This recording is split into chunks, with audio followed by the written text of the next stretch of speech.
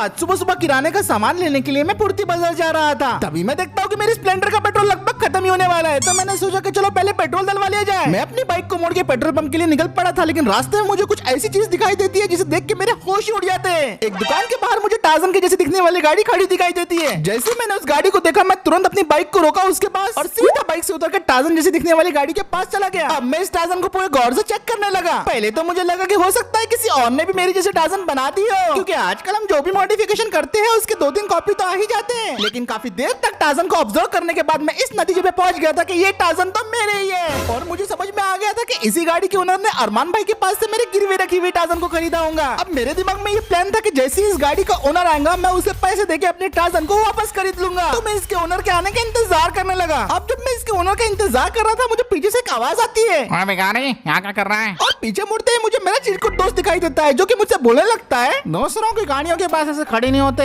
ये बहुत बुरी बात है। ये सुन के मैं उसे बोलता हूँ कि भाई ये तो मेरी बनाई हुई टार्जन है, जो कि अरमान भाई ने किसी और को बेच दी थी। किसी और को नहीं, वो अरमान ने गाड़ी मुझे ही बेची थी। इस गाड़ी का ओनर अब मैं हूँ। अब ये सुन के मुझे बिल्कुल भी हैरानी नहीं हुई, क्योंकि ये चिरकुट मेरी गाड़ियों के पीछे हमेशा पड़ा रहता है। तो मैं उसे बोलता हूँ, ये तो बहुत अच्छी बात है भाई, एक काम कर, मैं तुझे दुगना पैसा दूंगा, ये टार्जन मुझे बेच दे। पर ये सुन के वो बोलता है, अब तो मुझे 2 गुना पैसा दे, 4 गुना पैसा दे, यहाँ दे अपने पूरे प्रॉपर्टी के कागजात। पर ये गाड़ी तो तुझे सपने में भी नहीं मिलेंगी, क्योंकि ये गाड़ी को मैंने ऑलरेडी बेच दिया हूँ और वो इस गाड़ी को कल लेके भी जाएगा। अब चिरकुट की ये बात सुन के मुझे बहुत ज्यादा गुस्सा आ गया था, पर मैंने अपने गुस्से पे काबू किया और मेरा प्लान तो ये था कि टार्जन जिस बंदे को अब ये बेचने वाला है, मैं उसे से जाके खरीद लूंगा, क्योंकि इसके ऊपर टाइम वेस्ट करके कोई मतलब नहीं है। चलो फिर, मुझे तो देर हो रही है, मैं तो चला। इतना कह के वो टार्जन के अंदर बैठ जाता है और टार्जन को स्टार्ट कर देता है। चिरकुट को देख के ऐसा लग रहा था कि टार्जन की ऑटोमेटिक ड्राइविंग उसे आती ही नहीं, और फिर उसके बाद वो अपनी गाड़ी को पलटा के वहाँ से निकल जाता है। वो तो चला गया था, लेकिन अब मेरा काम यहाँ से सिंपल था। कल जैसे ही वो टार्जन को किसी और बंदे को बेचेगा, मैं उसी बंदे से जाके अपनी टार्जन को खरीद लूंगा। तो मैं फटाफट अपनी बाइक पे बैठता हूँ, अपनी बाइक को स्टार्ट करता हूँ और सीधा किराना लेने के लिए निकल पड़ता हूँ। अब वापस घर आने के बाद मैं आराम से बैठ के टीवी देख रहा था, तभी मेरी नजर जाती है एक न्यूज पर, जिसे देख के मैं हैरान हो जाता हूँ। दर्शकों, मेरा नाम है रॉन पिट्स और आज हम आपको मिलाने वाले हैं एक ऐसे इंसान से जिन्होंने हमारे बचपन के सपने को सच कर दिया। आइए हमारे साथ मिलते हैं हम ह्यूज हैंसन से, जिन्होंने बनाई है real life Tarzan the wonder car.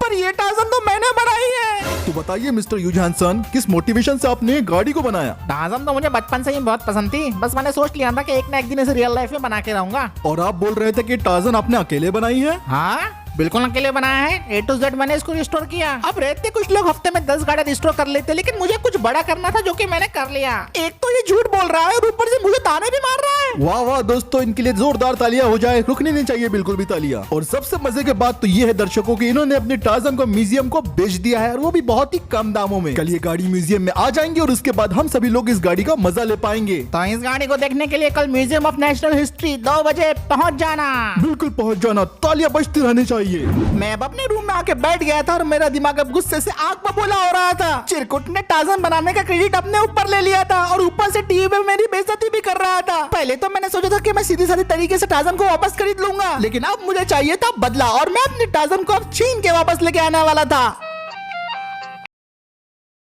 अब बदला लेने का दिन आ चुका था और मैं अपने काम के लिए तैयार था। सबसे पहले तो मुझे अपना भेष बदलना था, तो मैं अलमारी की तरफ चल पड़ता हूँ। वो कपड़े पहनने का टाइम आ गया था जो मैं चाहता नहीं था कि मैं पहनूं, लेकिन मुझे मजबूर कर दिया गया था। अब मैंने अपने सारे कपड़े पहन लिए थे और मैं पूरी तरीके से तैयार था अपने टार्जन को अपने पास वापस लाने के लिए। आज 11 बजे वो लोग मेरी टार्जन को म्यूजियम लेके जा रहे हैं, और म्यूजियम ले जाने का रास्ता लगभग 10 किलोमीटर लंबा है, और इन्हीं 10 किलोमीटर में मैं उनके पास से अपने टार्जन को गायब करने वाला हूँ। पर अकेले ये काम करना बिल्कुल भी पॉसिबल नहीं था, और यहाँ पे जरूरत थी हमारे एक भरोसेमंद दोस्त की। तो मैं फटाक से अपना फोन निकालता हूँ और अपने कैंपर वाले दोस्त को फोन कर देता हूँ। मैं उसे फोन पे अपने काम की सारी डिटेल दे देता हूँ और वो मेरे साथ आने के लिए मान जाता है, और वो मुझे बोलता है, फिक्र मत कर भाई, टार्जन अपन वापस ला लेंगे, मैं आ रहा हूँ आधे घंटे में। इतना कह के वो फोन रख देता है, और फिर उसके बाद मुझे बस अब कैंपर के आने का इंतजार करना था। अब मैं बाहर खड़े होकर उसका इंतजार कर रहा था, और फाइनली 20 मिनट का इंतजार करने के बाद मेरा कैंपर वाला दोस्त मेरे घर पे आ जाता है। चल आजा भाई, गाड़ी में बैठ जा, मैं पूरी तरीके से तैयार हूँ। फिर मैं उसके बाद गाड़ी के अंदर बैठ जाता हूँ और उसे बोलने लगता हूँ, भाई सारा प्लान तुझे पता तो है ना?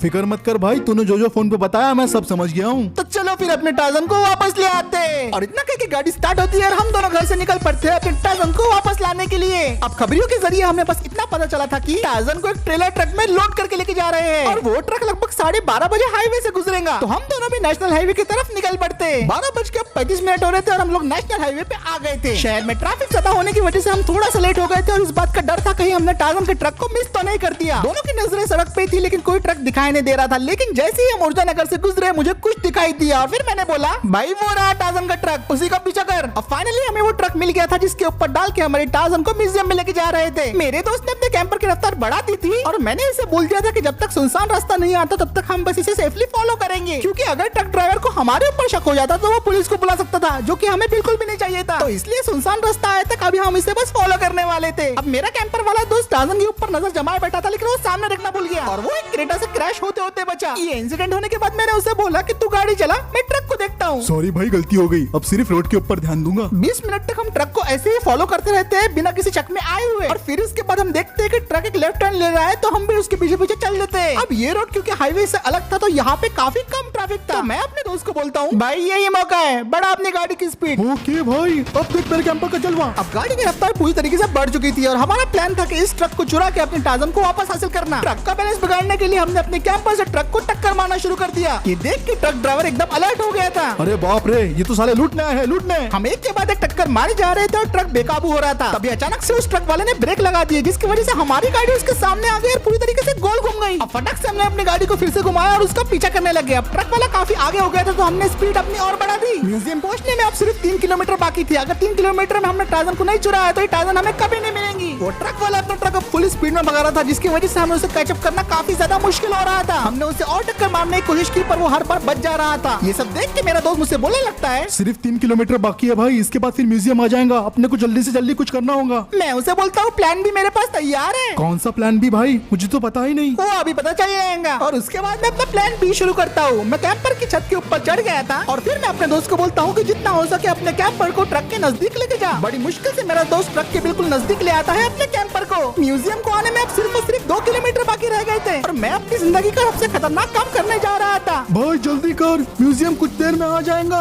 अब ट्रक बिल्कुल मेरे सामने था और मैं अपने अंदर पूरी हिम्मत जुटाता हूँ और अपनी टार्जन के लिए कैंपर से छलांग लगा देता हूँ और सक्सेसफुली मैं ट्रक के ऊपर लैंड हो गया था। ये देख के मेरा कैंपर वाला दोस्त मुझसे बोलने लगता है ओ भाई क्या बात है, तूने तो कर ही दिखाया। उसके बाद फिर मैं टार्जन के अंदर बैठ जाता हूँ और टार्जन का इंजन स्टार्ट कर देता हूँ। फिर उसके बाद मैं टार्जन को कमांड देता हूँ, हे टार्जन अपने व्हील्स को फ्री करो। इतना सुनते ही टार्जन अपने चारों व्हील्स को ट्रक से फ्री कर लेती है और मैं टार्जन को फिर आराम से ट्रक से उतार लेता हूँ। मेरा मिशन अब सक्सेसफुल हो गया था और मेरे पास मेरी टार्जन आ गई थी।